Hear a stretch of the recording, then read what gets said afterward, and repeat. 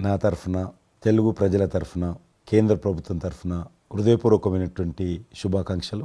ఎందుకంటే తెలుగు సినీ పరిశ్రమలో అక్కినేని నాగేశ్వరరావు గారి తర్వాత మీరు పద్మవిభూషణ్ తీసుకోవడము మాకందరికీ గర్వకారణం. మీ యొక్క 45 ఏళ్ల సినీ జీవితంలో పునాది రాళ్ళు వేసుకుంటూ స్వయం కృషితో ఈరోజు ఎదుగుతూ వస్తున్నారు. ఎంతో కష్టపడి మీరు ఈ స్థాయికి చేరుకున్నటువంటి మీకు ఈరోజు కేంద్ర ప్రభుత్వం పద్మవిభూషణ్తో సన్మానించడము నిజంగా ప్రతి తెలుగు బిడ్డ గర్వపడాల్సినటువంటి అంశం అని నేను భావిస్తా ఉన్నాను. Thank you so much. Padma Vibhushan వచ్చిన ఈ సందర్భంలో మీరు అభినందించడానికి నా స్నేహితుడిగా, చిరకాల మిత్రుడిగా మీరు రావటం అన్నది నాకు చాలా చాలా సంతోషం, మిక్కిలి ఆనందంగా ఉంది. అండ్ మీ ప్రేమని, మీ అభిమానాన్ని ఆస్వాదిస్తున్నాను. Thank you so much. ఢిల్లీలో రాష్ట్రపతి చేతుల మీదుగా తీసుకుంటున్నారు కాబట్టి మేము దానికంటే ముందే మిమ్మల్ని కలవాలి, అభినందించాలనేటువంటి ఆలోచనతో ఈరోజు మీ దగ్గరికి రావడం జరిగింది. మోస్ట్ వెల్కమ్ అండి. దక్షిణ భారతదేశంలో రజనీకాంత్ గారు కానీ మీరు కానీ ఒక మంచి నైతిక విలువలతో కూడినటువంటి నటులుగా మంచి పేరు తెచ్చుకున్నారు. అంతేకాకుండా మన తెలుగు ఇండస్ట్రీస్కి వచ్చినప్పుడు తెలుగు ఇండస్ట్రీలో అప్పుడప్పుడు అనేక రకాల సమస్యలు వస్తుంటాయి, క్రైసిస్ వస్తూ ఉన్నప్పుడు ప్రభుత్వంతో కానీ మీ నటుల మధ్యలో కానీ సినిమా ఇండస్ట్రీ మధ్యలో కానీ వచ్చినప్పుడు సీనియర్ నటుడిగా, మెగాస్టార్గా అందరినీ సమన్వయపరుస్తూ మరి ముందుకు తీసుకెళ్ళేటువంటి వారు. అలాంటి మీరు ఈరోజు మరి పద్మవిభూషణ్ రావడం అనేటువంటిది మరి అందరం సంతోషించాల్సిన అంశం అని నేను భావిస్తా ఉన్నాను. ఈ ఇండస్ట్రీ లేకపోతే మేము లేవండి. మా చదివిన చదువుకు కానీ మన బ్యాక్గ్రౌండ్కి కానీ ఏదో ఒక మారుమూల ఉద్యోగం చూసుకుంటూ ఉండాల్సిన వాళ్ళు ఈ రోజున ఇంత సెలబ్రిటీ స్టేటస్ కానీ ప్రపంచవ్యాప్తంగా ఎక్కడ మన వాళ్ళు ఉన్నా సరే అక్కడ గుర్తింపు కానివ్వండి, ఇవన్నీ రావటం అంటే కనుక కళామ తల్లి, ఆ సినిమా ఇండస్ట్రీ నాకు పెట్టిన భిక్షగా నేను ఫీల్ అవుతుంటాను.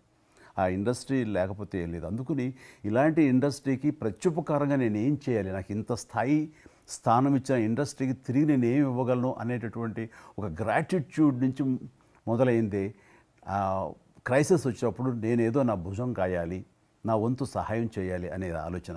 ఒక ఇంటికి పెద్ద బిడ్డగా, పెద్ద కొడుకుగా ఆ ఇంటి కుటుంబ బాధ్యతలకి తన వంతు సహాయం ఎలా చేస్తాడో అలాగే నిర్వర్తించాలని ఉంటుంది. కానీ ప్రతిదానికి పెద్ద నేను అనేటువంటి బేసిజానికి మాత్రం పోవాలని కారణం ఒకటి అనుకుంటే మీరంటే అందరు యాక్సెప్టబిలిటీ ఉంటుంది. అది కూడా అది యాక్సెప్టబిలిటీ చిన్నవాళ్ళు కానీ పెద్దవాళ్ళు కానీ ఈ రంగం కానీ ఆ రంగం కానీ మీరు ఏదైనా ఒక మాట చెప్తే దాని మీద మీరు నిలబడతారు, మిగతా వాళ్ళు కూడా మీ మాట గౌరవం ఇస్తారు. అది కారణం నేను అనుకుంటాను. సినిమా రంగం నుంచి రాజకీయాలకు వచ్చి కూడా రాజకీయాలలో మీకంటూ ఒక ప్రత్యేక స్థానాన్ని సంపాదించుకున్నారు. మీరు కొత్త ఒరవడి రాజకీయాల్లో కూడా తీసుకురావడం జరిగింది. మీరు చేపట్టినటువంటి ప్రచార కార్యక్రమం కానీ మీకు వస్తున్నటువంటి స్పందన కానీ అద్భుతంగా మేమందరం ప్రతి కార్యక్రమాన్ని వేరే ప్రత్యామ్నాయ పార్టీలో ఉన్నప్పుడు కూడా మీ రాకను మేము గమనించే వాళ్ళము. మీరు చేస్తున్నటువంటి ప్రచారము, కొత్త ఒరవడి మీరు అద్భుతంగా చేశారు. ప్రాంతాలకు అతీతంగా మీకు స్పందన లభించింది, చాలామంది గెలిచొచ్చారు. ఒక ఆర్టిస్ట్గా నేను మంచి స్థితిలో ఉన్నప్పుడు రాజకీయాల్లోకి వెళ్ళాల్సినటువంటి ఒక పరిస్థితులు నెలకొన్నాయి. ఆ సమయంలో నేను ప్రజలకి ఏదో చెయ్యాలనే తప్పనే ప్రధానం తప్ప ఎలాంటి పొజిషన్స్ ఏమిటి దీని మీద నాకు దృష్టి లేదు. ఎందుకంటే అన్నిటికీ మించి ఉన్నతమైన స్థానాన్ని వాళ్ళ మనసులో వాళ్ళు ఇచ్చిన తర్వాత దానికి మించి నాకు ఏది కావాలి కోరిక లేదు నాకు. అయితే ఏదో చిన్న ఎత్తున మనకి తెలిసి మనకు అందుబాటులో ఉన్నటువంటి చారిటబుల్ ట్రస్ట్ ఇవి పెట్టి చేస్తాను, నేత్రదానం అని రక్తదానం అని చేస్తున్నాం. కానీ పెద్ద ఎత్తున చేసే అవకాశం భగవంతుడు ఇస్తే కనుక అది చిత్తశుద్ధితోటి నేను మనసావాచ కర్మేణ చెయ్యాలి అని ఆ రకంగా నా కృతజ్ఞత తీర్చుకోవాలని మాత్రం చూపించాలని మాత్రం నాకు ఎప్పుడు ఉంటుండేది. నాకు ఇప్పటికి జ్ఞాపకం ఉంటుంది.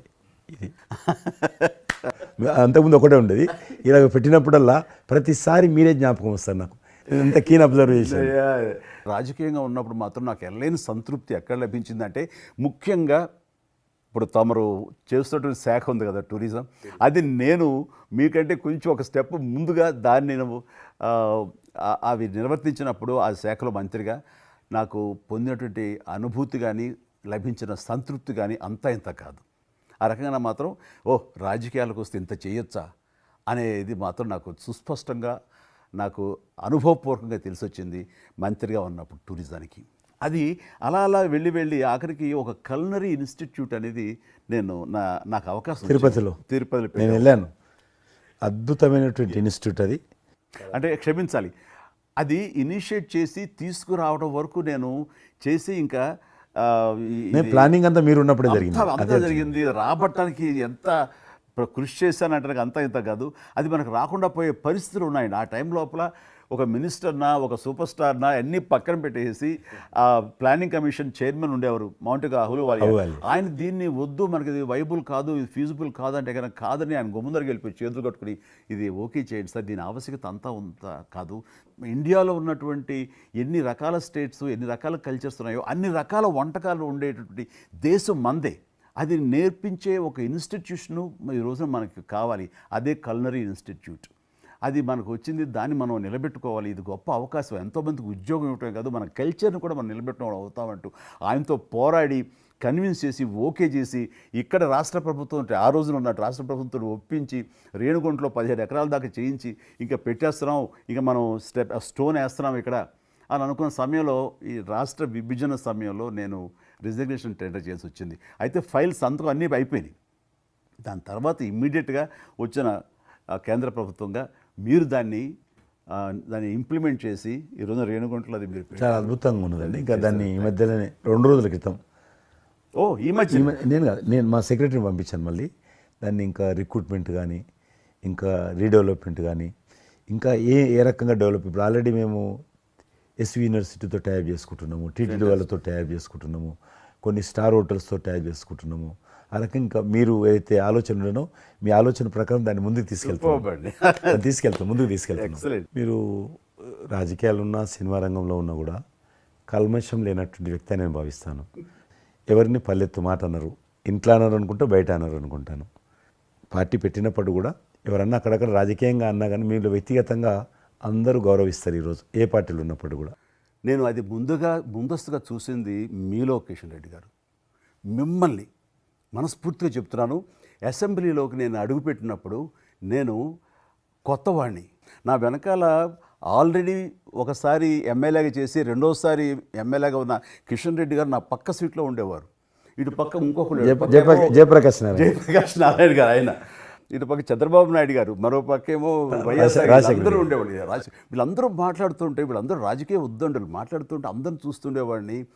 అక్కడ నాకు వచ్చిన షాక్ ఏంటంటే, ఫస్ట్ ఒకళ్ళు దుయ్యబెట్టుకుంటూ తిట్టుకుంటూ అసలు దుర్భాషలు ఆడుకుంటూ కొట్లాడుకునే పరిస్థితి వస్తూ ఇక ఫినిష్ అయిపోయింది, ఇక ఒకళ్ళు మాట్లాడుకోరు, ఇంకా వీళ్ళు దీర్ఘకాల శత్రువులు వీళ్ళు ఇంకా అనే ఫీలింగ్ వచ్చింది. ఇలా ఉంటుందా అనేది. బట్ దానికి విరుద్ధంగా నేను అసెంబ్లీ అయిపోగానే కారులో నడుచుకెళ్తుంటే ఎవరైతే ఇద్దరు తిట్టుకున్నారో ఒకరొకరు దూషించుకున్నారో వాళ్ళు భుజమే చేసుకుని ఏంది భయ్యా నువ్వు అలా అన్నావు, నువ్వు అనలేదు భయ్యా, అరే నా నాయకుడు చూస్తున్నాడు అనకపోతే బాగుండదని ఇట్లా అంటుంటే నాకు షాక్ తిన్నాను. చాలా ఆశ్చర్యపోయేవాడిని, ఇదే ఇలా ఉంటుందా. మీ సినిమా ఫీల్డ్ కంటే ఎక్కువ నటులు ఉంటారు, మీ సినిమా ఫీల్డ్ కంటే ఎక్కువ నటులు రాజకీయాల్లో ఉంటారేమో అలా అనిపిస్తుంది నాకు. అక్కడ అలాంటి పరిస్థితుల్లో ఒక నిబద్ధతతోటి ఇష్యూ బేస్డ్గా మాట్లాడుతూ తను అనుకున్నవి నిర్దిష్టంగా చెప్పగలిగేటటువంటి నాయకుల్లో మిమ్మల్ని అబ్జర్వ్ చేశాను.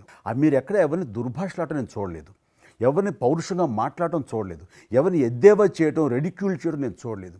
మీరు ఎంతసేపు ఇష్యూ బేస్డ్గా మాట్లాడేవాళ్ళు, స్ట్రాంగ్ వాయిస్ చేసుకుని మీరు అనుకున్నది అది ఎంత కరెక్టు, ఎలా అన్యాయం జరుగుతుంది అని ఆ ప్రజలకి మద్దతుగా ప్రజల తరపున నిలబడి మాట్లాడిన నాయకుడుగానే మిమ్మల్ని చూశాను. నేను ఇప్పటికీ అలాగనే ఉన్నాను. అవును, మా పార్టీలో ఉన్న కొంతమంది కానీ బయట ఉన్నటువంటి వాళ్ళు కానీ. అసెంబ్లీలోకి నేను అడుగుపెట్టినప్పుడు నేను కొత్తవాడిని. నా వెనకాల ఆల్రెడీ ఒకసారి ఎమ్మెల్యేగా చేసి రెండోసారి ఎమ్మెల్యేగా ఉన్న కిషన్ రెడ్డి గారు నా పక్క సీట్లో ఉండేవారు. ఇటు పక్క ఇంకొకరు జయప్రకాష్ నారాయణ గారు, ఆయన ఇటు పక్క చంద్రబాబు నాయుడు గారు, మరో పక్కేమో వైఎస్ఆర్ అందరూ ఉండేవాళ్ళు. వీళ్ళందరూ మాట్లాడుతుంటే, వీళ్ళందరూ రాజకీయ ఉద్దండులు మాట్లాడుతుంటే అందరిని చూస్తుండేవాడిని.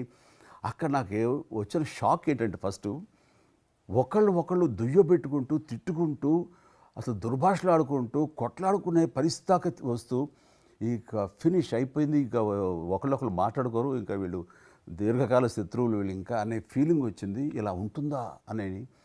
బట్ దానికి విరుద్ధంగా నేను అసెంబ్లీ అయిపోగానే కారులో నడుచుకెళ్తుంటే ఎవరైతే ఇద్దరు తిట్టుకున్నారో ఒకరొకరు దూషించుకున్నారో వాళ్ళు భుజమే చేసుకుని ఏంది భయ్యా నువ్వు అలా అన్నావు నువ్వు అనలేదు భయ్యా అరే మన నా నాయకుడు చూస్తున్నాడు అనకపోతే బాగుండదని ఇట్లా అంటుంటే నాకు షాక్ తిన్నాను చాలా ఆశ్చర్యపోయేవాడిని ఇదేంటి ఇలా ఉంటుందా మీకు మీ సినిమా ఫీల్డ్ కంటే ఎక్కువ నటులు ఉంటారు మీ సినిమా ఫీల్డ్ కంటే ఎక్కువ నటులు రాజకీయాల్లో ఉంటారు ఉంటారేమో అలాగే అనిపిస్తుంది నాకు. అక్కడ అలాంటి పరిస్థితుల్లో ఒక నిబద్ధతతోటి ఇష్యూ బేస్డ్గా మాట్లాడుతూ తను అనుకున్నవి నిర్దిష్టంగా చెప్పగలిగేటటువంటి నాయకుల్లో మిమ్మల్ని అబ్జర్వ్ చేశాను. మీరు ఎక్కడ ఎవరిని దుర్భాషలాటం నేను చూడలేదు, ఎవరిని పౌరుషంగా మాట్లాడటం చూడలేదు, ఎవరిని ఎద్దేవా చేయడం రెడిక్యూల్ చేయడం నేను చూడలేదు. మీరు ఎంతసేపు ఇష్యూ బేస్డ్గా మాట్లాడేవాళ్ళు స్ట్రాంగ్ వాయిస్ చేసుకుని మీరు అనుకున్నది అది ఎంత కరెక్టు ఎలా అన్యాయం జరుగుతుంది అని ఆ ప్రజలకి మద్దతుగా ప్రజల తరపున నిలబడి మాట్లాడిన నాయకుడిగానే మిమ్మల్ని చూశాను. నేను ఇప్పటికీ అలాగనే ఉన్నాను. అవును, మా పార్టీలో ఉన్న కొంతమంది కానీ బయట ఉన్నటువంటి వాళ్ళు కానీ కొంత మీడియా విలేకరులు కానీ నువ్వు ఆ రకంగా మెత్తగుంటే లాభం లేదు ఇప్పుడు రాజకీయాలలో, నువ్వు కూడా పరుషంగా మాట్లాడాలి, వ్యక్తులను చాలా గట్టిగా మాట్లాడాలి అంటారు. కానీ నేను అదే అంటాను, నేను ఇప్పుడు మారలేను, నాకు అవసరం కూడా లేదు, నేను ఇలానే ఉంటాను. నేను గతంలో ఏ రకమైనటువంటి వాజ్పేయి గారు, లాల్ కృష్ణ అద్వాని గారు, మా తెలంగాణలో మా వి రామారావు గారు, వెంకయ్యనాయుడు గారు, దత్తాత్రేయ ఇదంతా నాకు నేర్పారు వాళ్ళు. నేను చిన్నగా ఉన్నప్పుడు నా చేయి పట్టుకొని నడిపారు వాళ్ళు. కాబట్టి నేను ఏ రోజు కూడా చిన్న పొరపాటు చేయకూడదు అనేటువంటి దాంట్లో ఉన్నాను. నేను ఎప్పుడన్నా రాస్తారోకో చేసేవాళ్ళం. రాస్తారోకే మాకు వి రామారావు గారని సిక్కిం గవర్నర్ ఉండే ఎమ్మెల్సీ, ఆయన వెంటనే ఫోన్ చేసేవాడు. నువ్వు ఎక్కడన్నా పోతున్నప్పుడు ఎవరన్నా రాస్తారోకే చేస్తే ఒక 2-3 గంటలు ట్రాఫిక్ జామ్ అయితే నీకెంత బాధ అవుతుంది. కాబట్టి నువ్వు రాజకీయ నాయకుడు అయినంత మాత్రాన రోడ్డు ఆపేసి ప్రజలను ఇబ్బంది పెడితే ప్రజలకు మేలు చేయాలనుకుంటున్నావా, ప్రజలు ఇబ్బంది పెట్టాలనుకుంటున్నావా, ఈ రకంగా ప్రశ్నించేవాడు. నేను ఎవరైనా ముఖ్యమంత్రులది దిష్టిబొమ్మ తగలబెడితే ముఖ్యమంత్రి తగలబెట్టొద్దు, కావాలంటే గవర్నమెంట్ తగలబెట్టు, వ్యక్తి ఆ రకం చిన్న చిన్న విషయాలు నాకు ఫ్యాంటాస్టిక్ సార్. ఈ రోజుల్లో ఎంతమంది ఇలా ఆలోచించే నాయకులు ఉన్నారు, ఎంతమంది స్టేట్స్మెన్లు ఈ రకమైన సలహా ఆ తర్వాత వచ్చే యంగ్ నాయకులకి సలహా ఇచ్చేవాళ్ళు ఉన్నారు. అవన్నీ కరువడిపోతున్నాయి. ఇవన్నీ కూడా చరిత్రలో జరిగేవంట అనే స్థితిలాగా ఉంది మీలాంటి వాళ్ళు. ఆ రకం చిన్న చిన్న విషయాలు నాకు ఫ్యాంటాస్టిక్ సార్. ఈ రోజుల్లో ఎంతమంది ఇలా ఆలోచించే నాయకులు ఉన్నారు, ఎంతమంది స్టేట్స్మెన్లు ఈ రకమైన సలహా ఆ తర్వాత వచ్చే యంగ్ నాయకులకి సలహా ఇచ్చేవాళ్ళు ఉన్నారు. అవన్నీ కరువడిపోతున్నాయి. ఇవన్నీ కూడా చరిత్రలో జరిగేవంట అనే స్థితిలాగా ఉంది మీలాంటి వాళ్ళు లేకపోతే కనుక.